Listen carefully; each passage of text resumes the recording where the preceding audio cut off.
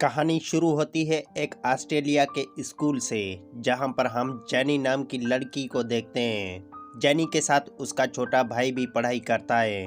उसके बाद हम जेनी के डैड को देखते हैं जो शेयर ट्रेडर हैं। वो तीनों उसी टाउन में रहते हैं। जेनी के डैड के ऊपर बहुत सारी कंपनीज का कर्ज होता है। अब ये लोग शहर से दूर टाइम स्पेंड करने का सोचते हैं। जेनी के डैड उन्हें ऑस्ट्रेलिया के डिजर्ट में ले जाते हैं। चलते चलते वो काफ़ी अंदर तक आ जाते हैं। जेनी के डैड काफ़ी परेशान नज़र आ रहे थे। अब उसके डैड कहते हैं कि हम लोग यहाँ पे अपना कैंप लगाएंगे। जेनी सारा सामान लेकर बाहर चली जाती है। थोड़ी देर बाद डैड जॉन के ऊपर गोली चलाते हैं, पर जेनी उसे बचा लेती है। अब उसके डैड ऐसा क्यों कर रहे हैं वो उसे पता नहीं होता। वहाँ हम उसके डैड को देखते हैं जिसने पूरी कार में आग लगा ली थी और खुद को गोली भी मार दी थी। अब ये देखकर जेनी बहुत ज़्यादा डर जाती है और उसे समझ नहीं आता कि उसके डैड ने ऐसा क्यों किया। शायद उसके डैड के ऊपर बहुत ज़्यादा कर्ज था, इसलिए ऐसा किया। अब जॉन और जेनी दोनों डिजर्ट के अंदर की तरफ बढ़ने लगते हैं। वो दोनों पूरा दिन चलते हैं और रात में एक ऊंची जगह पर रहने का फैसला करते हैं।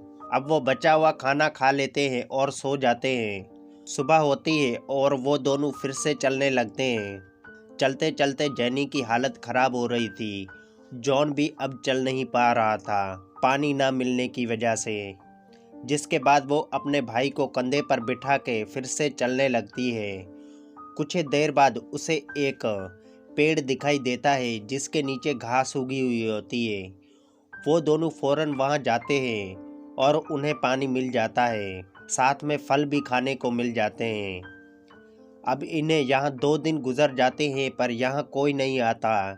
लेकिन एक दिन उसे एक आदिवासी लड़का दिखाई देता है जो शिकार करते हुए वहाँ तक आता है, जिसे वॉकआउट कहा जाता है। अब जेनी उससे इंग्लिश में बात करती है पर उस आदिवासी को समझ नहीं आता। अब जॉन और जेनी उसके पीछे जाने लगते हैं।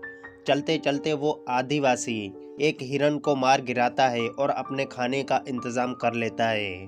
अब वो हिरन को पकाकर जेनी और जॉन को खाने को देता है। आदिवासी उसे कुछ कहना चाहता है पर जेनी को उसकी भाषा समझ नहीं आती। यहाँ जॉन और आदिवासी की जोड़ी काफ़ी अच्छी दोस्ती हो जाती है। कुछ देर बाद वहाँ रात हो जाती है और जेनी को उस डिजर्ट में 6 दिन हो गए थे। अब नेक्स्ट डे वो फिर से चलने शुरू करते हैं। 6 दिन रहने के बाद अब जेनी को भी वहाँ की आदत पड़ गई थी।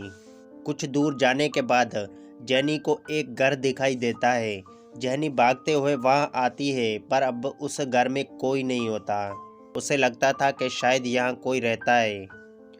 कुछ देर बाद वहाँ आदिवासी लड़का आता है और जेनी को बार बार कुछ कहता है पर जेनी को उसकी भाषा समझ नहीं आती। दरअसल वो आदिवासी जेनी को पसंद करने लगा था जब से उसने जेनी को देखा था और आज उसने जेनी से इजहार भी किया था। जेनी के जवाब न देने पर आदिवासी बहुत उदास हो जाता है। कुछ समय बाद जॉन को लेकर शिकार पर चला जाता है। अब वो दोनों शिकार करते हुए रोड पर आ जाते हैं, लेकिन वो आदिवासी जॉन को रोड से दूर ले जाता है। आदिवासी लड़के को उसके बड़ों ने बताया है कि रोड के ऊपर खतरा है। कबीले वालों ने उसे शहर और रोड से दूर रहने को बोला है, इसलिए जॉन को लेकर चला जाता है। तभी उसे गोली की आवाज़ सुनाई देती है। वो देखता है कि 2 लोग स्नाइपर बंदूक से शिकार कर रहे हैं।